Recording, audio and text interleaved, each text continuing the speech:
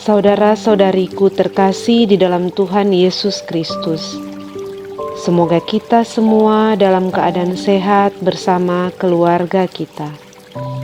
Saat ini, marilah kita mendengarkan bacaan kitab suci dan renungan harian Rabu 3 Juni tahun 2020. Bacaan pertama. Kobarkanlah karunia Allah yang ada padamu berkat penumpangan tanganku. Bacaan dari surat kedua Rasul Paulus kepada Timotius. Dari Paulus, Rasul Kristus Yesus, oleh kehendak Allah untuk mewartakan janji tentang hidup dalam Kristus Yesus, kepada Timotius, anakku yang terkasih. Kasih karunia, rahmat dan damai sejahtera dari Allah Bapa dan dari Yesus Kristus Tuhan kita menyertai engkau. Aku mengucap syukur kepada Allah yang kulayani dengan hati nurani yang murni seperti yang dilakukan nenek moyangku. Dan selalu aku mengingat engkau dalam permohonanku, baik siang maupun malam. Karena itulah aku peringatkan engkau untuk mengobarkan karunia Allah yang ada padamu berkat penumpangan tanganku. Sebab Allah memberi kita bukan roh ketakutan, melainkan roh yang membangkitkan kekuatan, kasih dan ketertiban. Jadi janganlah malu bersaksi tentang Tuhan kita, dan janganlah malu karenaku, orang hukuman karena Dia. Tetapi berkat kekuatan Allah, ikutlah menderita bagi Injil-Nya. Allah menyelamatkan kita dan memanggil kita dengan panggilan kudus, bukan berdasarkan perbuatan kita, melainkan berdasarkan maksud dan kasih karunia-Nya sendiri. Semua itu dikaruniakan kepada kita dalam Kristus Yesus sebelum permulaan zaman, dan semua itu sekarang dinyatakan oleh kedatangan Juru Selamat kita, Yesus Kristus. Dengan Injil-Nya, Kristus telah mematahkan kuasa maut dan mendatangkan hidup yang tidak dapat binasa. Untuk Injil inilah aku telah ditetapkan sebagai pewarta, sebagai rasul, dan sebagai guru. Itulah sebabnya aku menderita semuanya ini, tetapi aku tidak malu. Sebab aku tahu siapa yang kuandalkan, dan aku yakin bahwa Dia berkuasa memelihara apa yang dipercayakannya kepadaku hingga pada hari Tuhan.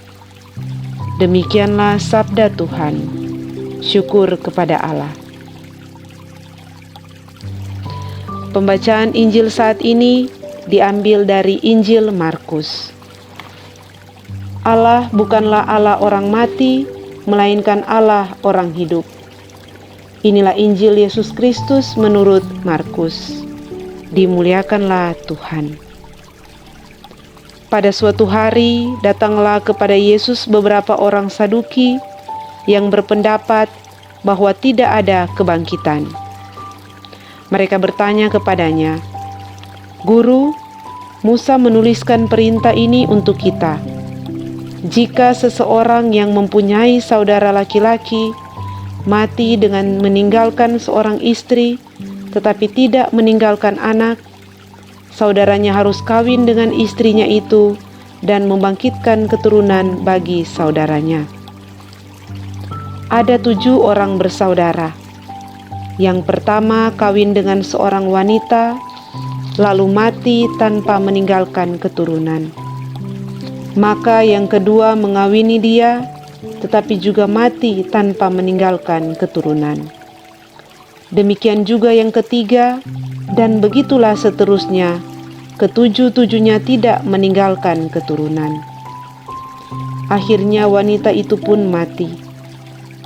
Pada hari kebangkitan, bila mana mereka bangkit, siapakah yang menjadi suami wanita itu? Sebab ketujuh-tujuhnya telah beristrikan dia. Jawab Yesus kepada mereka, kalian sesat. Justru karena kalian tidak mengerti kitab suci maupun kuasa Allah.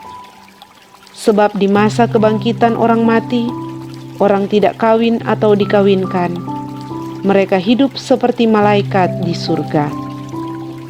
Mengenai kebangkitan orang mati, tidakkah kalian baca dalam kitab Musa, yaitu dalam cerita tentang semak berduri, bahwa Allah bersabda kepada Musa, "Akulah Allah Abraham, Allah Ishak, dan Allah Yakub." Allah bukanlah Allah orang mati, melainkan Allah orang hidup. Kamu benar-benar sesat. Demikianlah Injil Tuhan. Terpujilah Kristus. Saudara-saudaraku yang terkasih di dalam Tuhan Yesus, renungan kita di saat ini diberi judul Membela Ajaran Iman. Ada orang yang kesibukannya menyerang orang lain dengan pertanyaan-pertanyaan yang menjebak dan menyesatkan. Motif dari pertanyaan-pertanyaan itu tak jarang muncul dari pendapat yang berbeda. Maksud pertanyaan pun kadang sekedar untuk menguji atau juga mencebak lawan bicara. Namun orang-orang yang mengetahui kebenaran dengan baik akan dengan mudah menjawab pertanyaan mereka dan dengan mudah pula meloloskan diri dari jebakan mereka dengan cara yang bijaksana. Dalam bacaan Injil hari ini, Yesus diperhadapkan dengan orang-orang Saduki. Persoalan ini berhubungan dengan ajaran Yesus tentang kebangkitan. Patut kita ketahui bahwa orang Saduki adalah kelompok yang tidak percaya akan kehidupan sesudah kematian, tidak percaya akan malaikat, dan tidak percaya akan roh. Pancingan mereka berhubungan dengan hukum perkawinan. Jika 7 orang pria mati tanpa meninggalkan anak, maka siapa yang berhak menjadi suami wanita tersebut ketika berada di surga?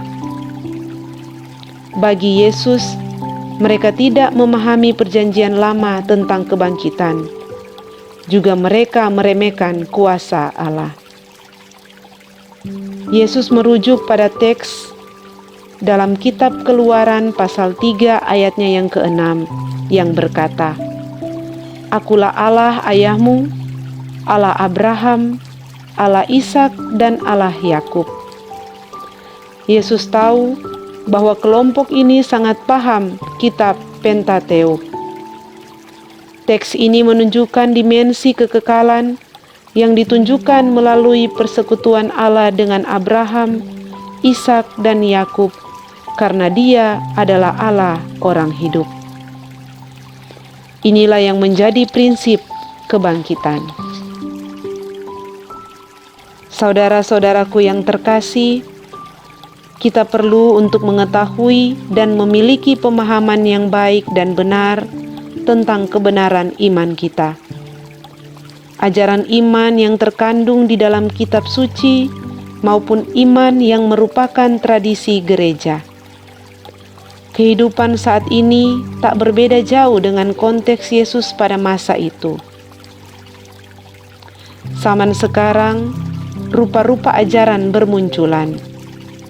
Jangan sampai kita menjadi terpengaruh dalam ajaran yang keliru. Kita akan berjumpa dengan rupa-rupa pertanyaan serta sanggahan atas ajaran iman kita. Oleh sebab itu, tetaplah bersemangat untuk mempelajari dengan baik dan benar ajaran iman kita.